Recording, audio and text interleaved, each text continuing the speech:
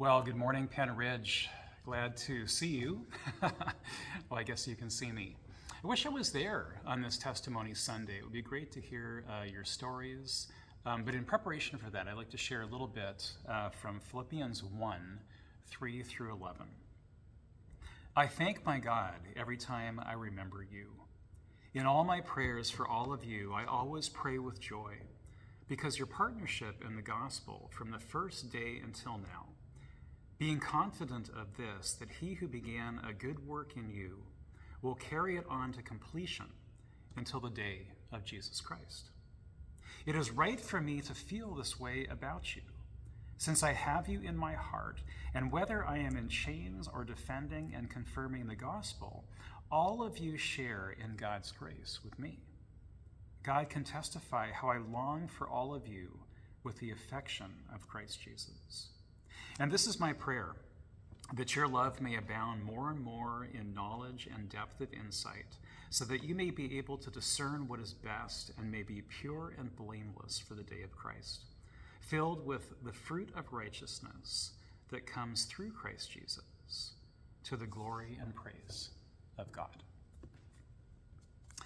Well, for the last month or two, we've been focusing on the parables of Jesus. And I hope that many of the images that he used have stayed within your minds and your hearts. I'm thinking about the parable of the lost son and the lost sheep, and the story of the great banquet and of the talents and the vineyard and the unforgiving manager and so many more. As we've said previously, these images are windows into the mind of the Son of God, Christ himself, in the way that he sees the world as God's heavenly king.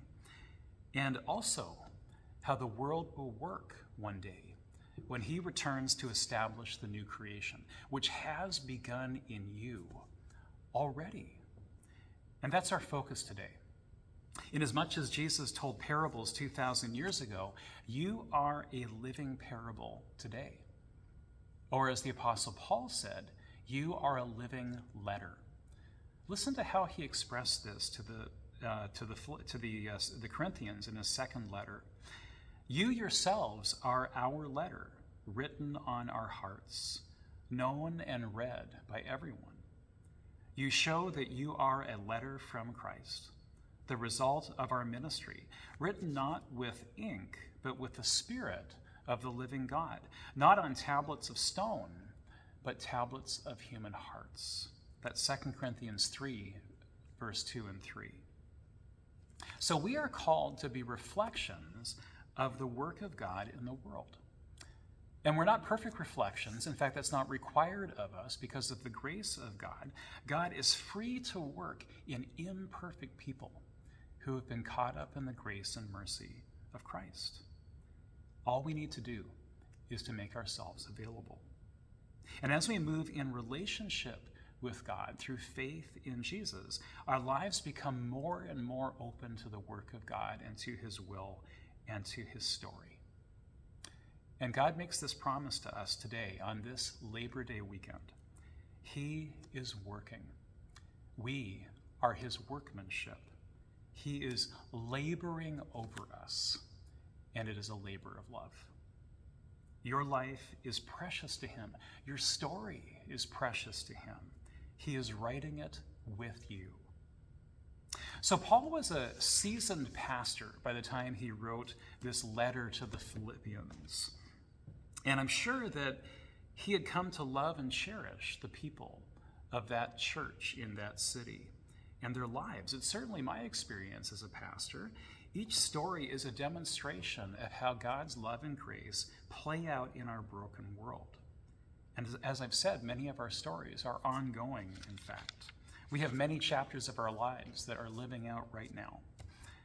So listen to the care with which Paul penned this part of his letter. I thank God every time I remember you. What was he thinking about there? He was thinking about individual people that he loved, the stories of individuals. He understood them to be holy ground, for every time our lives interact with the grace and the love of God, it is holy ground. It is God's grace on display. I am right to feel this way, he said, because I have you in my heart.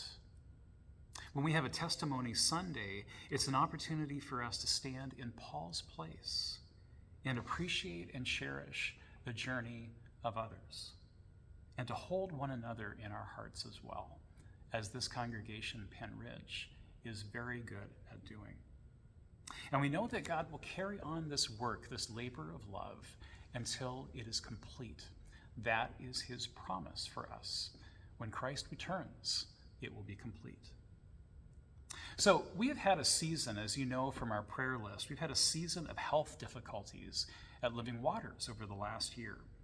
There's multiple stories that are just playing out right now, and those names are registering in our hearts right now, knowing that we are playing the role of supporting characters in those particular stories. And our work is not done there yet either, but we covenant with one another to carry on that work until it is complete, just as God promises. So remember this, as we tell stories of God's work today, joyful stories and painful stories, we are covenanting together, we are promising together to remain in those supportive roles. And as we do this, the grace and the power of God will unfold in a love and depth of insight, just as this passage tells us. Insight that many of us are facing, insight into the Christ formation that is happening in you and is happening in the midst of all of us. So as we move into this time of faith sharing, Pastor Jay is there to kind of help us and to guide you in that opportunity to share and to give testimony of God's goodness and God's work in your life. So I'm going to pass it over to Pastor Jay. Thank you, Jay, for being there. And may God bless all of you as you share together.